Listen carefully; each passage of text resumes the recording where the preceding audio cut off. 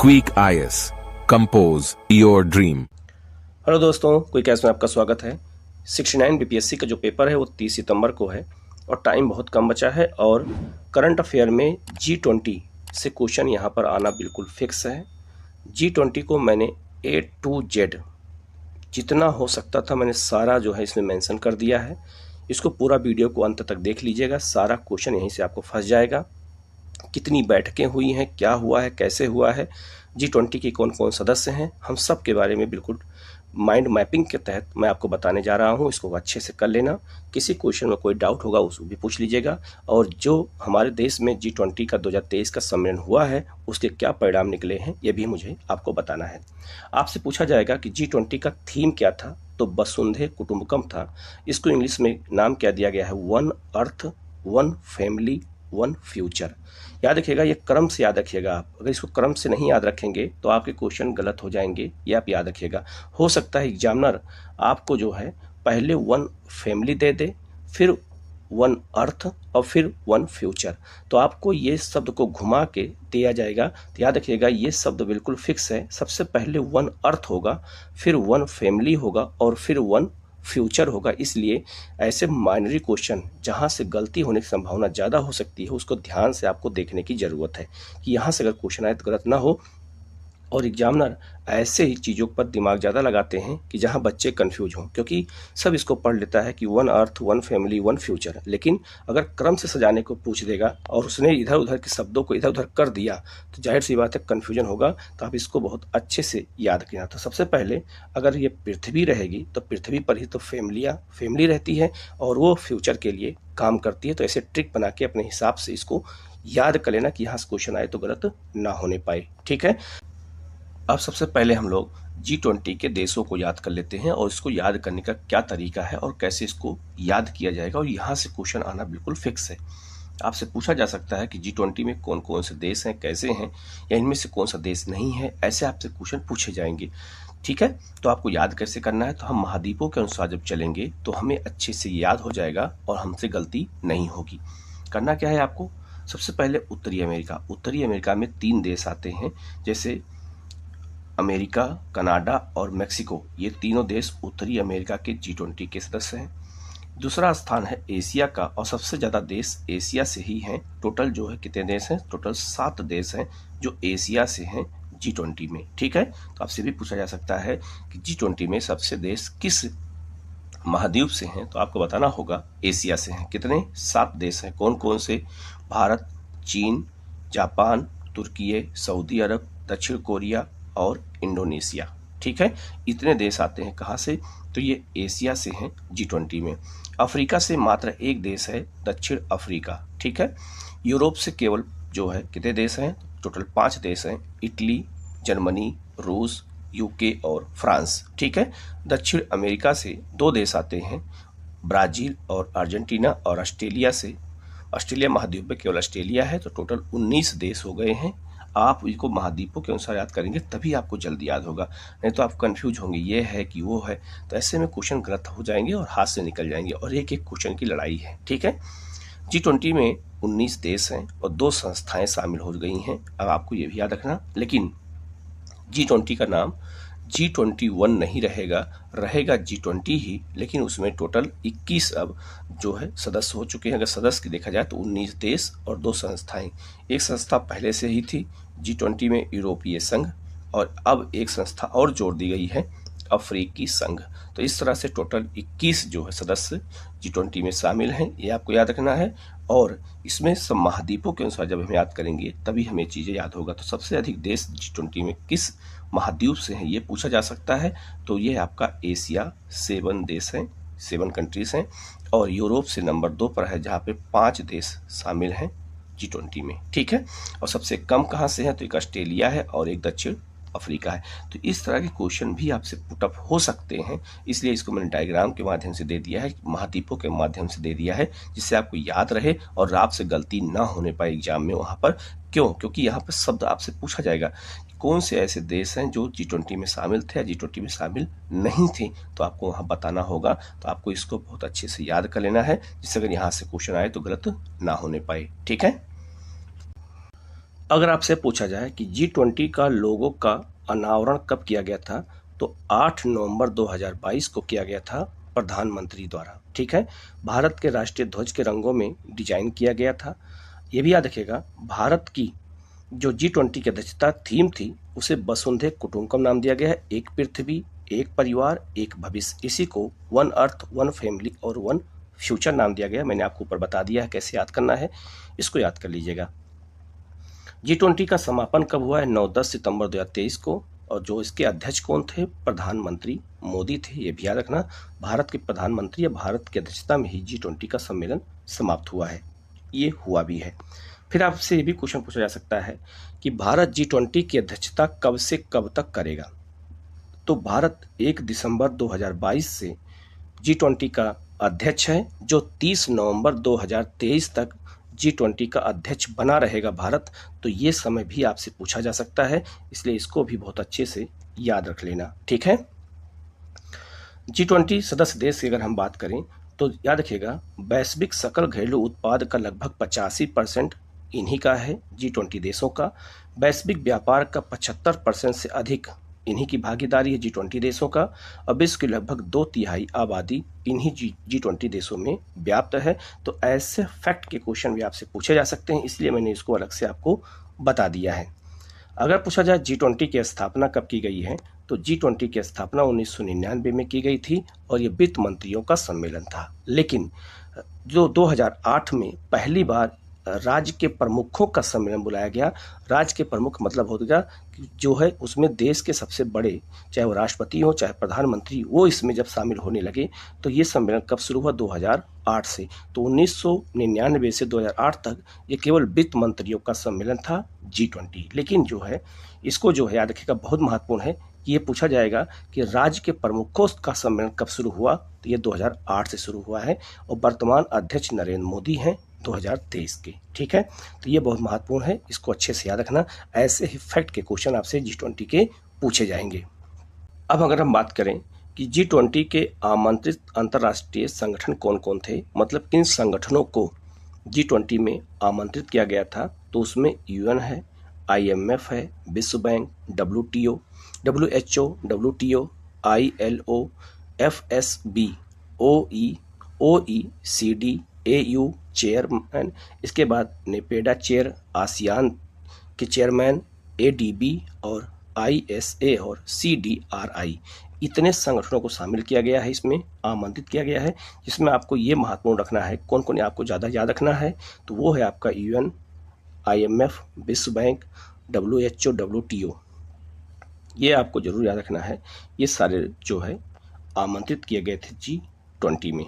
ठीक है, अब आते हैं G20 की अध्यक्षता की बात करें तो 2023 का अध्यक्ष भारत रहा है और यह 18वां सम्मेलन है। आपसे भी पूछा जाएगा कि भारत में जो सम्मेलन हुआ है वो किस नंबर का सम्मेलन है, तो 18 नंबर का सम्मेलन है। ये भी याद रखना है, आपसे हो सकता है यही क्वेश्चन पूछा जाए। ठीक है, इंडोनेशिया 2022 में इंडोनेशिया में बाली में हुआ था, वो 17वां था।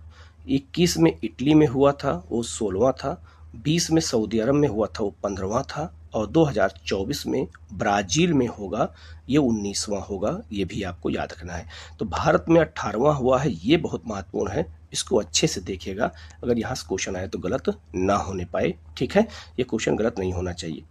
फिर आपसे पूछा जाएगा कि पहला सम्मेलन कब हुआ है, तो याद रखना 14-15 नवंबर 2008 को अमेरिका के वाशिंगटन DC में हुआ है। ये भी याद रखना, ये कहाँ पे हुआ, तो अमेरिका के वाशिंगटन DC में हुआ है। ये बहुत महत्वपूर्ण क्वेश्चन है, 2008 में हुआ है। तो 8 से राष्ट्राध्यक्षों का सम्मेलन शुरू हुआ है, जो आज लगातार जारी है। और ये बहुत महत्वपूर्ण है। इसमें जो सबसे महत्वपूर्ण यही है कि 2023 का 18वां सम्मेलन भारत में हुआ है और 19वां ब्राज़ील में होगा। ये बहुत महत्वपूर्ण है, इसको अच्छे से याद रखना। ठीक है, अब हम लोग G20 के 2023 के परिणाम देख लेते हैं। जो भारत में हुआ है उसका क्या परिणाम निकल के सामने आया है। पहला हुआ है, सर्वसम्मति से जारी हुआ है दिल्ली घोषणा पत्र। तो याद रखना, उसे दिल्ली घोषणा पत्र नाम दिया गया है और इस घोषणा पत्र में 43 बिंदु हैं। ये बहुत महत्वपूर्ण आपसे पूछा जाएगा कि दिल्ली घोषणा पत्र जो जारी हुआ है उसमें कितने पॉइंट हैं, तो 83 पॉइंट हैं, ये याद रखना है। G20 का नया सदस्य बनाया गया अफ्रीकी यूनियन को, ये भी मैंने आपको बता दिया है, ये भी आपको याद रखना है। और इसमें एक घोषणा की गई है, ग्लोबल बायोफ्यूल्स अलायंस की घोषणा की गई है, इसके बारे में आपको डिटेल में बताऊंगा। ये बहुत महत्वपूर्ण है और इसके बारे में डिटेल में जानने की जरूरत भी है क्योंकि इसमें भारत संस्थापक सदस्य के रूप में है।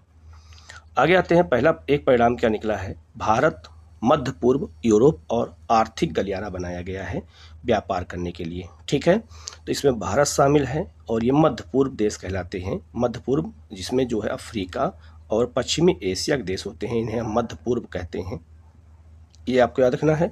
और इसमें यूरोप शामिल है, ये याद रखना है, जो बहुत ही महत्वपूर्ण है। तो याद रखना, भारत मध्य पूर्व, ये हो गया मध्य पूर्व, और ये हो गया आपका यूरोप। इन तीनों को जोड़ने के लिए आर्थिक गलियारा बनाया गया है। इसकी घोषणा कब की गई, तो G20 भारत में की गई है। इसमें समिति में याद रखना सदस्य कौन कौन शामिल हैं, इस गलियारे में कौन कौन से देश शामिल हैं।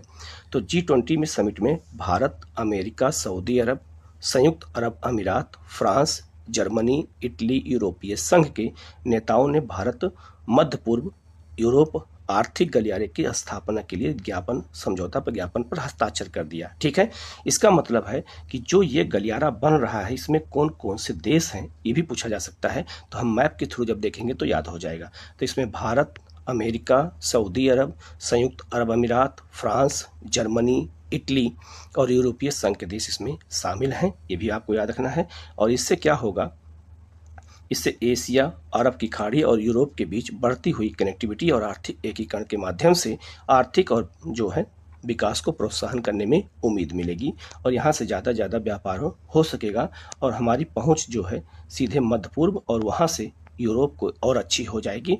तो इसमें भारत की का इम्पोर्टेंस का भी बढ़ गया है। तो इस गलियारे को याद रखना, ये आपसे पूछा जाएगा कि इसमें कौन कौन देश शामिल हैं या उसका नाम क्या है, तो भारत मध्य पूर्व यूरोप आर्थिक गलियारा। ठीक है, अब हम लोग ग्लोबल बायोफ्यूल्स अलायंस की बात कर लेते हैं, ये बहुत महत्वपूर्ण है। तो इसकी घोषणा कब की गई है, तो G20 में की गई है भारत में। ये बहुत महत्वपूर्ण है और किसने किया है, तो प्रधानमंत्री मोदी द्वारा किया गया है। क्या देखना, अगर पूछा जाएगा कि जो ग्लोबल बायोफ्यूल अलायंस है इसके संस्थापक देश कितने हैं, तो 3 देश हैं। ठीक है, वो 3 देश कौन कौन हैं, ब्राज़ील, भारत और अमेरिका इसके संस्थापक सदस्य हैं। ये सबसे महत्वपूर्ण पॉइंट है, इसको याद रखना। पूछा जाएगा कि जो ग्लोबल बायोफ्यूल अलायंस बनाया गया है उसमें 3 संस्थापक देश कौन हैं, ब्राज़ील, भारत और अमेरिका। यही क्यों है, क्योंकि सबसे अधिक बायोफ्यूल इन्हीं देशों में होता है, इसीलिए संस्थापक देश हैं। तीनों देश बायोफ्यूल उत्पादकों और उपभोक्ताओं के रूप में मिलकर काम करेंगे। वहीं अन्य इच्छुक देशों को भी इसमें शामिल किया जाएगा। जो देश इसमें शामिल होना चाहते हैं वो शामिल हो सकते हैं। तो वर्तमान में 19 देश इसमें शामिल हो चुके हैं, लेकिन इसके संस्थापक 3 ही हैं, ये आपको याद रखना। तो 19 देश शामिल हो चुके हैं, जिस दिन बनाया गया उसी दिन सहमति व्यक्त कर दी है, जिसमें G20 के 7 देश हैं, Bharat, Argentina, Brazil, Canada, Italy, दक्षिण अफ्रीका और अमेरिका सहित कम से कम 19 देश और 12 अंतर्राष्ट्रीय संगठन इसमें शामिल होने के लिए अपनी सहमति दे चुके हैं। ये बहुत महत्वपूर्ण है। इसके अलावा world bank, Asian development bank, world economic forum, विश्व LPG संगठन, international energy agency, international energy platform, international renewable energy agency और वर्ल्ड बायोगैस एसोसिएशन जैसे अंतर्राष्ट्रीय संगठन ग्लोबल बायोफ्यूल गठबंधन का में शामिल या हिस्सा लेंगे या ये भी आगे चल के मदद करेंगे इसके बारे में। ठीक है, ये आपको याद रखना है। गठबंधन के 3 संस्थापक देश कौन कौन से हैं, ये मैंने आपको पहले बता दिया, अमेरिका, भारत और ब्राज़ील, जो वैश्विक उत्पादन में लगभग 85% इथेनॉल की खपत 81% का योगदान दे रहे हैं। ये बहुत महत्वपूर्ण है। तो तीनों देशों में बायोफ्यूल सबसे ज़्यादा होता है, इसीलिए ये सारे देश इसमें शामिल हैं। ये आपको अच्छे से याद रखना है। ठीक है, बायोफ्यूल का क्या होता है, बायोफ्यूल, तो बायोफ्यूल का तात्पर्य बायोमास से प्राप्त रिन्यूएबल फ्यूल से होता है। इसका सोर्स क्या होता है, पौधे, कृषि, पशु, घरेलू वेस्ट जो होते हैं, कूड़ा करकट होते हैं, उनसे जो है जीवाश्म ईंधन या उनसे जो बिजली उत्पादन किया जाएगा, ऊर्जा जो हो उससे बढ़ावा दिया जाएगा, उसी को बायोफ्यूल नाम दिया गया है। यही याद रखना है, ये बहुत महत्वपूर्ण है। और इस मामले में दुनिया में 3 देश सबसे आगे हैं, अमेरिका, भारत और ब्राज़ील, इसीलिए तीनों देशों ने मिल करके इस संगठन की स्थापना की है और इसमें बहुत सारे देश आगे शामिल होते जाएंगे। ठीक है, अब हम लोग G20 की सभी बैठकों को देख लेते हैं कि G20 की कितनी बैठकें हुई हैं और वो बैठकें कहाँ कहाँ पर हुई हैं, जो बहुत इंपॉर्टेंट हैं उनके बारे में बता देता हूँ। सबसे पहले हम बंगलुरु में जितनी बैठकें हुई हैं सबके बारे में चर्चा करेंगे। तो G20 की वित्त और केंद्रीय बैंक, ठीक है, उनकी बैठक हुई है। पहली बैठक बंगलुरु में हुई है, ये आपको याद रखना है। ऊर्जा संक्रमण कार्य समूह की पहली बैठक हुई थी कहाँ पर? बंगलुरु में। तो जो जो बैठकें हुई हैं सब एक साथ में कर दिया हूँ। पर्यावरण जलवायु परिवर्तन कार्य समूह की पहली बैठक कहाँ हुई है? बंगलुरु में हुई है, ये आपको याद रखना है।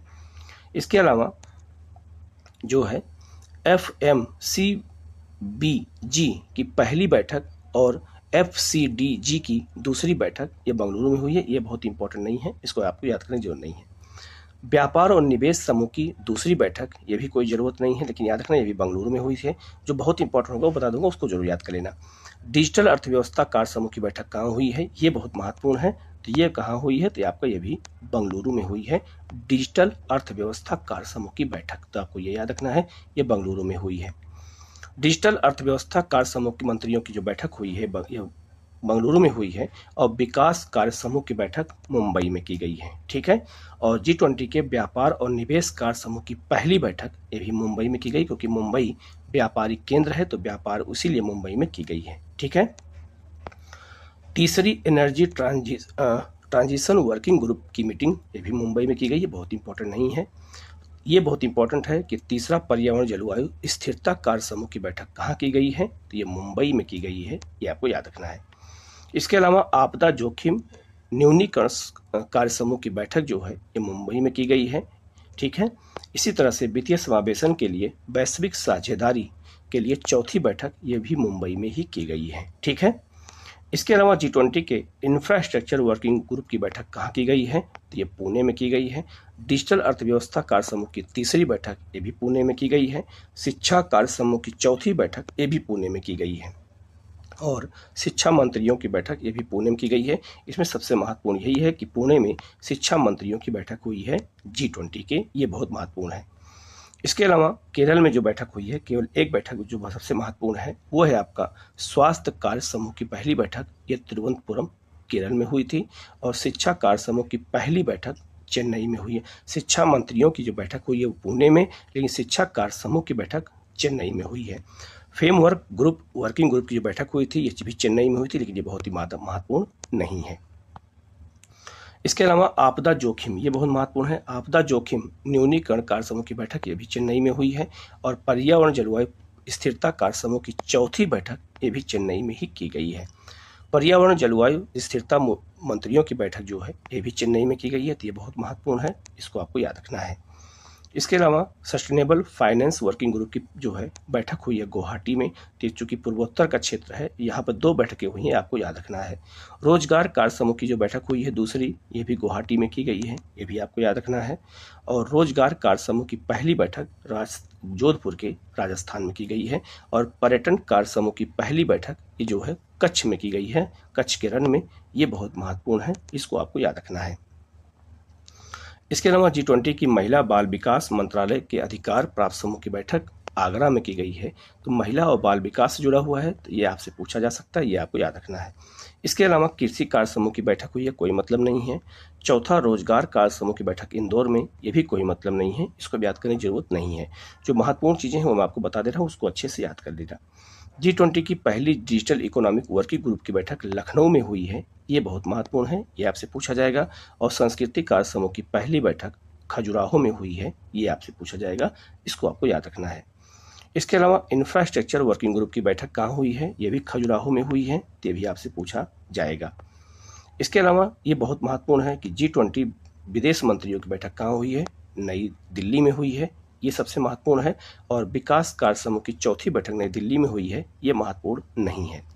इसके अलावा चौथी शेरपा बैठक नई दिल्ली में हुई है, ये भी कोई महत्वपूर्ण नहीं है, इसकी भी को जानने की जरूरत नहीं है। इसके अलावा G20 के वित्त और केंद्रीय बैंक प्रतिनिधियों की चौथी बैठक कहाँ हुई है? नई दिल्ली में। ये पूछा जा सकता है आपसे। और संयुक्त शेरपा और वित्त प्राधिकरण, इसका कोई मतलब नहीं है, लेकिन मैंने सब दे दिया है कि ऐसा ना हो कि जो है मैंने कुछ काट दिया है इसमें। इसके अलावा G20 शिखर सम्मेलन जो है नई दिल्ली में हुआ है, ये सबसे महत्वपूर्ण है और यही सबसे फाइनल बैठक थी। इसके अलावा भ्रष्टाचार विरोधी कार्य समूह की बैठक ये कहाँ हुई है? ये गुरुग्राम में हुई है। इसका भी कोई मतलब नहीं है, इसको भी छोड़ देना आप लोग। इसके अलावा इसमें आपको याद रखना है कि वित्तीय समावेशन के लिए वैश्विक साझेदारी बैठक दूसरी हुई है हैदराबाद में, ये बहुत महत्वपूर्ण है। और दूसरी डिजिटल अर्थव्यवस्था कार्य समूह की बैठक हैदराबाद में हुई है, ये आपको याद रखना है। इसके अलावा आपको इसमें कुछ नहीं याद रखना है, ये सब जो है इतना आपसे एग्जाम में नहीं पूछा जाएगा। इसके अलावा आपसे पूछा जाएगा कि G20 संयुक्त वित्त स्वास्थ्य टास्क फोर्स की दूसरी बैठक कहाँ हुई है? ये वर्चुअल रूप से हुई है। वर्चुअल का मतलब होता है ऑनलाइन तरीके से की गई है। ठीक है, ये सब आपसे कुछ नहीं पूछा जाएगा। इसके अलावा जो है जो सबसे और आगे महत्वपूर्ण है वो है, आगे बढ़ते हैं हम लोग, जो सबसे ज़्यादा महत्वपूर्ण है उसी की बात करेंगे हम। एक है आपका यहाँ पर कि पर्यावरण और जलवायु कार्य समूह की दूसरी बैठक यह गांधीनगर में की गई है, ये बहुत महत्वपूर्ण है, इसको आपको याद रखना है। इसके अलावा आपको ऊर्जा कार्य समूह की दूसरी बैठक कहाँ हुई है? तो ये गांधीनगर में हुई है, ये आपको याद रखना है। ठीक है, इसके अलावा स्वास्थ्य कार्य समूह की चौथी बैठक कहाँ हुई है? ये आपको गांधीनगर में हुई है, ये याद रखना है। और संयुक्त स्वास्थ्य वित्त मंत्रियों की बैठक हुई है कहाँ पर? गांधीनगर में, ये आपको याद रखना है। ठीक है, जो बहुत महत्वपूर्ण है वही मैं आपको बता दे रहा हूँ, क्योंकि 100 से ज़्यादा मीटिंग हुई हैं तो उतना आप न याद करने का कोई मतलब है और ना ही आपको पूछा जाएगा। पहला है, पहला मुख्य विज्ञान सलाहकार गोलमेज सम्मेलन जो है ये रामनगर में हुआ है, ये आपसे पूछा जा सकता है। और अंतर्राष्ट्रीय वित्तीय वास्तुकला कार्य समूह की दूसरी बैठक जो है ये पेरिस में हुई है G20 की, तो ये पूछा जा सकता है, ये विदेशों में हुई है। ठीक है, इसके अलावा वित्त मंत्रियों और केंद्रीय बैंक के गवर्नरों की बैठक दूसरी बैठक वाशिंगटन DC में की गई है G20 की, तो ये पूछा जा सकता है क्योंकि भारत से बाहर हुई है। कृषि मुख्य वैज्ञानिकों की बैठक वाराणसी में की गई क्योंकि प्रधानमंत्री वाराणसी से सांसद हैं, ये पूछा जा सकता है। और विकास मंत्रियों की बैठक ये भी वाराणसी में की गई है, ये भी बहुत महत्वपूर्ण है। इसके अलावा सतत वित्त कार्य समूह की चौथी बैठक ये जो है वाराणसी में हुई है, ये भी पूछा जा सकता है। और तीसरी विकास कार्य समूह की बैठक गोवा में की गई है, ये बहुत महत्वपूर्ण है, ये भी पूछा जा सकता है। इसके अलावा पर्यटन मंत्रियों की बैठक कहाँ हुई है? गोवा में, ये आपको याद रखना है। और ऊर्जा मंत्रियों की बैठक भी गोवा में हुई है, ये आपको याद रखना है। ठीक है, इसके अलावा आपको भ्रष्टाचार विरोधी कार्य समूह की बैठक हुई है ऋषिकेश में, ये भी आपको याद रखना है, ये भी आपसे पूछा जा सकता है। और इसके अलावा अगर हम बात करते हैं तो वित्तीय समावेशन के लिए वैश्विक भागीदारी की तीसरी बैठक ये बाली में हुई है इंडोनेशिया में, ये आपको याद रखना है। और सांस्कृतिक कार्य समूह की तीसरी बैठक हम्पी में हुई है और तीसरी शेरपा बैठक भी हम्पी कर्नाटक में हुई है, ये भी आपसे पूछा जा सकता है। और हम्पी वही है जो है मध्यकाल में विजयनगर कहलाता था। ठीक है, तो ये सब बैठकें जो बहुत महत्वपूर्ण है वो मैं बता दे रहा हूँ, उसको आप अच्छे से याद रखना जिससे अगर यहाँ से क्वेश्चन आए तो गलत ना होने पाए। ठीक है, आगे बढ़ते हैं हम लोग। याद रखना इससे सारी बैठकें बहुत महत्वपूर्ण हैं। ठीक है, और एक बैठक बिहार के पटना में हुई है, उसकी भी चर्चा हम लोग कर लेते हैं। G20 की जो बैठक हुई है वो पटना में हुई है और वो कौन सी बैठक है? श्रम भागीदारी समूह की बैठक, जिसे शॉर्ट फॉर्म में L20 नाम दिया गया था। तो ये मजदूर या श्रम से जुड़े हुए संगठन की बैठक थी, कहाँ पर? बिहार में हुई है। और कब हुई है? 22-23 जून को हुई है, गांधी मैदान के पास जो है ये अशोका कन्वेंशन सेंटर में इसकी बैठक की गई है, ये बहुत महत्वपूर्ण है। आपसे पूछा जाएगा कि श्रम भागीदारी समूह की बैठक कहाँ पे हुई है, तो आपको बताना है पटना में हुई है। और कब हुई है? तो 22-23 जून को हुई है, ये बात आपको याद रखना है।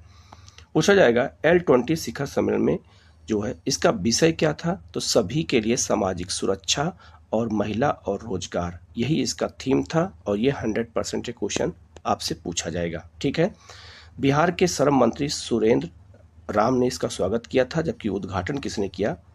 बिहार के राज्यपाल राजेंद्र विश्वनाथ ने किया है। ठीक है, पर्यटन विभाग की मेजबानी में सभी सदस्यों ने नालंदा विश्वविद्यालय और बिहार संग्रहालय का भ्रमण किया था, यह भी पूछा जा सकता है। और याद रखना कला और संस्कृति विभाग को ही इसका नोडल एजेंसी बनाया गया था, तो पूछा जाएगा कि श्रम भागीदारी जो समूह की बैठक हुई थी उसके लिए नोडल एजेंसी कौन थी बिहार में। तो याद रखना कला और संस्कृति विभाग ही इसकी नोडल एजेंसी थी, ये आपको याद रखना है, ठीक है। और सबसे अंत में आपको याद रखना है, पूछा जाएगा कि G20 कैसा ग्रुप है, तो यह विकास और विकसित देशों का एक समूह है। बहुत सिंपल आपको ये जानना है कि G20 कैसा समूह है, तो विकास और विकसित देशों का एक समूह है, ठीक है। याद रखना इसमें 21 सदस्य हो चुके हैं। मैंने पूरा वीडियो में सब कुछ बता दिया है, जहाँ से क्वेश्चन आ सकते हैं आप लोग इसको अच्छे से देखिएगा। किसी क्वेश्चन में कोई डाउट होता है उसको पूछेगा, उसका जवाब आपको दिया जाएगा। अगर कोई क्वेश्चन इसमें छूट जाएगा, मान लीजिए कोई ऐसे टॉपिक पॉइंट है जो छूट गया हो, मैं आपको करंट अफेयर में उसको ऐड कर दूंगा। वीडियो कैसा लगा कमेंट करके जरूर बताइएगा, इसको शेयर कीजिएगा, चैनल को सब्सक्राइब कीजिएगा, और किसी क्वेश्चन में कोई डाउट होता है आप पूछेगा, उसका जवाब आपको क्विक जो है रिस्पॉन्स दिया जाएगा। Okay, thank you.